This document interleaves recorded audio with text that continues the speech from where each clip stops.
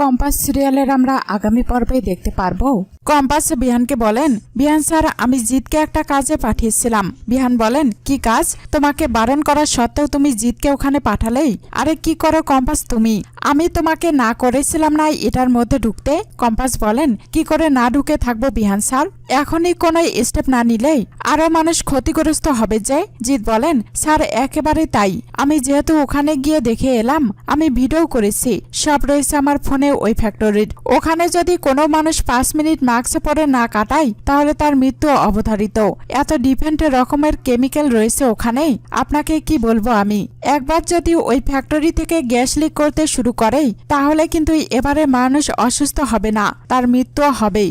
আর সব থেকে বেশি ইফেক্টে পড়বে বাচ্চা আর বয়স্কদের উপর। কম্পাস বলেন, এবার বুঝতে পারছেন? কম্পাস বলেন, এবার বুঝতে পারছেন কেন বলছি ওদেরকে আটকানো দরকার? বিহান বলেন, আচ্ছা তোমরা যে বললে একজন লোক এসে তোমাদের হাত থেকে ওই কাগজগুলো নিয়ে চলে গেল, সে কার লোক? ওই ফ্যাক্টরিগুলো কার জানতে পেরেছো? কাকে সন্দেহ করছো তুমি? কম্পাস বলেন, আপনার সব প্রশ্নের উত্তর অভিজ্ঞান দত্ত। আমি খবর পেয়েছি ওখানে যে ফ্যাক্টরিগুলো আছে সব কটার মালিক উনি। বিহান বলেন, আবার অভিজ্ঞান দত্ত? কম্পাস বলেন, হ্যাঁ বিহান স্যার, বুঝতে পারছেন তো কতটা খারাপ মানুষ উনি?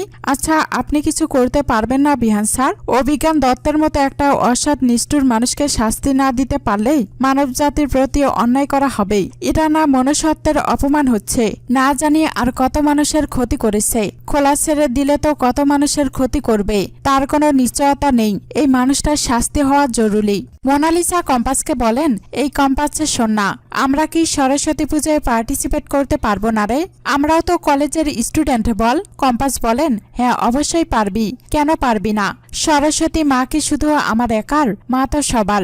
ইচ্ছা হলে তুই থাক, প্যান্ডেল সাজাতে সাহায্য কর, অনুষ্ঠানে পারফর্ম কর, শুধু একটাই কথা, পুজোর কোনো প্রোগ্রামে বাগড়া দেওয়ার চেষ্টা করিস না। মোনালিসা বলেন, ও মা না না, এরকম করে বলিস না। কম্পাস বলেন, না মানে আগে থেকেই বলে দেওয়াই ভালো। কম্পাসের পুজোতে ব্যাগড়া দেওয়ার চেষ্টা করেও লাভ হবে না, আমি সব প্ল্যানে জল ঢেলে দেব, শুধু এইটুকুই মনে রাখিস, তাহলেই হবে। মোনালিসা বলেন, না রে কম্পাস, পুজো নিয়ে শত্রুতা করে আমার কি লাভ হবে বল? এমনিতেই সরস্বতী মা আমার কাছে ঘেঁষেন না, তারপর যদি আমি ব্যাগড়া দেই তাহলে ক্ষতি তো আমারই হবেই। উনি যদি আমায় পাপ দিয়ে দেন, এমনিতেই এত কষ্ট করেই এই কলেজে চান্স পেয়েছি, তারপর দেখলাম পাশেই করতে পারলাম না। কম্পাস বলেন, তাহলে তুই জয়েন কর, অসুবিধা নেই। তুই তোর গ্রুপের ছেলে মেয়েদের বলে দে আসতে, সবাই মিলে একসঙ্গে হইচই করে পুজোটা করি। মোনালিসা বলেন, বলছিস? Thank you so much compass, আমি আমার বন্ধুদের ডেকে আনছি কেমন?